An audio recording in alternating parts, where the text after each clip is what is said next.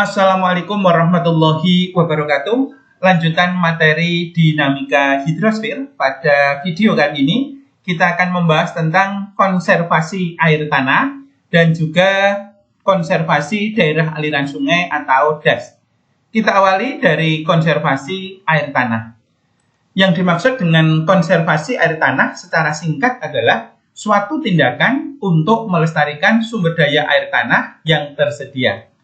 Sementara dalam pengertian yang lebih lengkap, yang dimaksud dengan konservasi air tanah adalah upaya melindungi dan memelihara kondisi atau lingkungan air tanah guna mempertahankan kelestarian atau ketersediaannya baik dalam kuantitas maupun kualitas demi kelangsungan fungsi dan kemanfaatannya untuk memenuhi kebutuhan makhluk hidup baik sekarang maupun yang akan datang. Konservasi air tanah mencakup perlindungan dan pelestarian air tanah, pengawetan air tanah dan penghematannya, penentuan zona konservasi air tanah. Sementara tujuannya adalah satu, menjamin ketersediaan air tanah untuk generasi yang akan datang. Kemudian penghematan energi yang cukup besar untuk pemumpaan.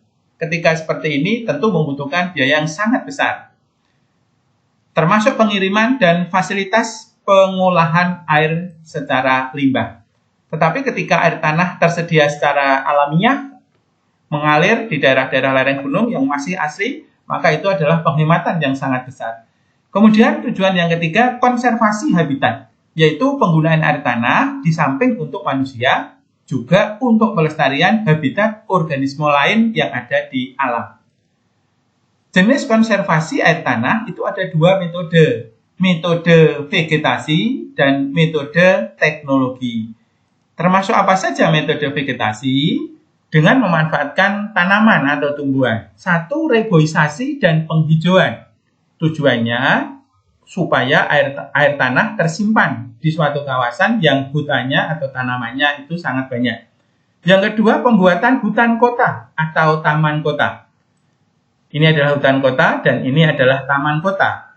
Pembuatan jalur hijau dengan tanaman, baik di pinggir jalan maupun di tempat-tempat tertentu seperti di daerah Pluit, Jakarta Utara ini. Kemudian, pembuatan aturan yang ketat untuk perubahan dan pembangunan lahan. Sementara metode teknologi antara lain kita ambil 4. Satu adalah pembuatan sumur resapan atau saluran resapan serta biopori. Ini adalah gambaran contoh sumur resapan, di mana salurannya mengalir menuju sumur dan meresap ke dalam tanah. Lebih bagus, di dalam salurannya itu disertakan atau dibuat biopori, lubang di bawah tanah yang fungsinya untuk meresapkan air dan sebagai rongga udara, yang fungsinya juga bagi tanaman bisa menyuburkan dan membuat tanaman tumbuh lebih subur. Yang kedua adalah rorak.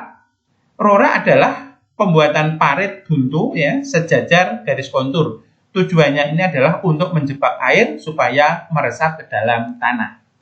Yang ketiga, mulsa vertikal. Mirip dengan rorak, mulsa vertikal adalah penggunaan mulsa atau sisa tanaman di sini pada parit terasering untuk mengurangi laju erosi. Ketika air mengalir, kemudian dia akan masuk ke dalam saluran kecil yang diberi mulsa dan akhirnya meresap ke dalam tanah. Dan yang keempat adalah embung. Embung ini adalah bangunan yang berbentuk cekungan atau bendungan kecil untuk menampung air hujan sebagai cadangan.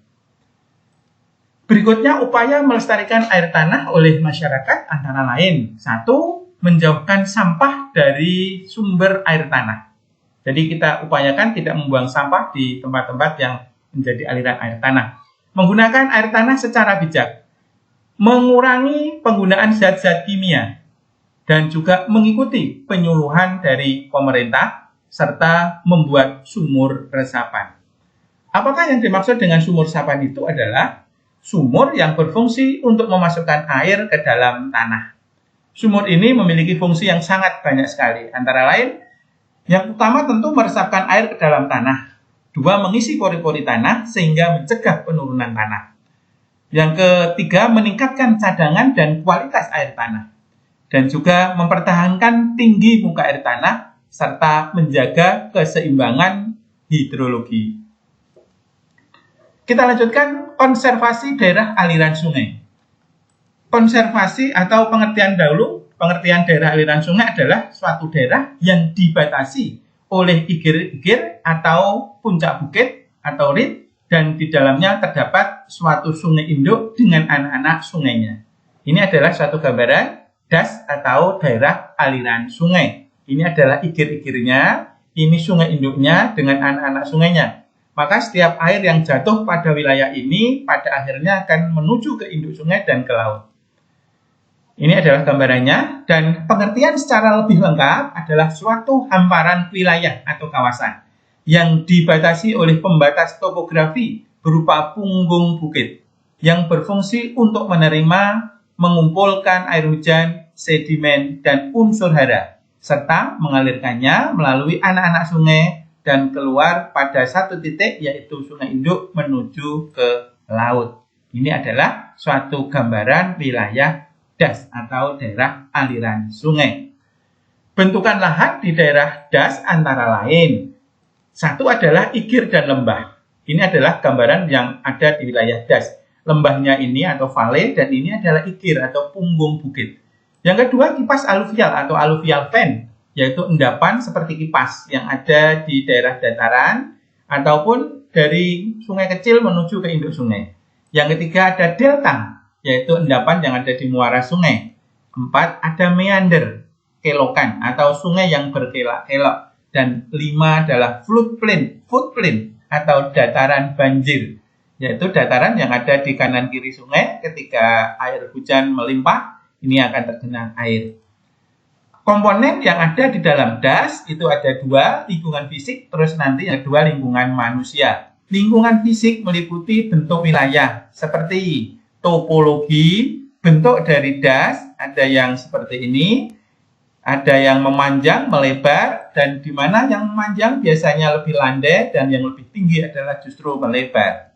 Kemudian tanah, baik itu jenis, sifat kimia, dan juga kelas kemampuan tanah. Dan yang ke C adalah air, baik kualitas maupun kuantitasnya, serta vegetasi atau hutan, meliputi jenis kerapatan dan juga penyebaran dari kawasan hutan yang ada di dalam das. Lingkungan yang kedua adalah manusia, meliputi jumlah penduduk yang ada di sekitar das. Ada yang kosong, ada yang relatif sedang, dan juga ada yang sangat padat.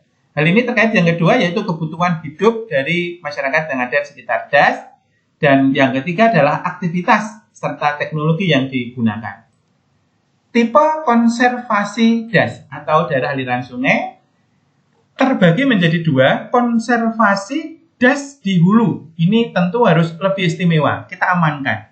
Yang pertama dengan cara reboisasi, penanaman hutan atau penghutanan kembali, dan juga penghijauan, penanaman tanaman pada daerah-daerah hulu sungai. Yang kedua adalah pelarangan pembangunan yang sifatnya merusak lahan resapan.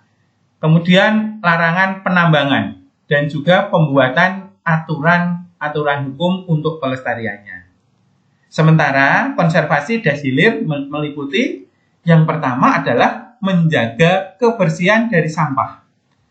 Menguruk sungai secara rutin, karena biasanya akan terjadi sedimentasi yang besar. Penghijauan yang ada di sekitar sungai, terutama di pinggir-pinggir sungai, untuk menghindari erosi, serta membuat aturan pembangunan dan penggunaan lahan supaya menghambat dan melindungi dari das di daerah hilir. Upaya konservasi das antara lain pemberdayaan masyarakat yang ada di sekitar das. Tidak hanya dirawat, juga bisa dimanfaatkan. Aliran sungai bisa dijadikan untuk budidaya ikan. Pengendalian degradasi das dengan cara menanam pohon, perlindungan hutan dan juga air. Pengelolaan sumber daya lahan, hutan dan air mencakup pengelolaan sumber daya lahannya dilakukan dengan 3 cara, metode agronomi, dan juga pengelolaan tanah dan mekanik. Pengelolaan sumber daya air dilakukan dengan sistem irigasi drip atau aliran seperti ini. Kemudian penanaman sistem tada hujan dan juga penggunaan air efisien. serta pengelolaan sumber daya hutan dengan merawat, mengamati, dan juga mengkontrol jenis-jenis tanaman yang ada di hutan. Serta yang keempat, diversifikasi mata pencarian masyarakat yang ada di kawasan daerah aliran sungai. Tujuan dari konservasi das pada akhirnya materi ini adalah terkendalinya hubungan timbal balik antara sumber daya alam dan lingkungan das dengan kegiatan manusia. Ini ya, kegiatan manusia, sehingga terjamin kelestarian fungsi lingkungan dan kesejahteraan masyarakat.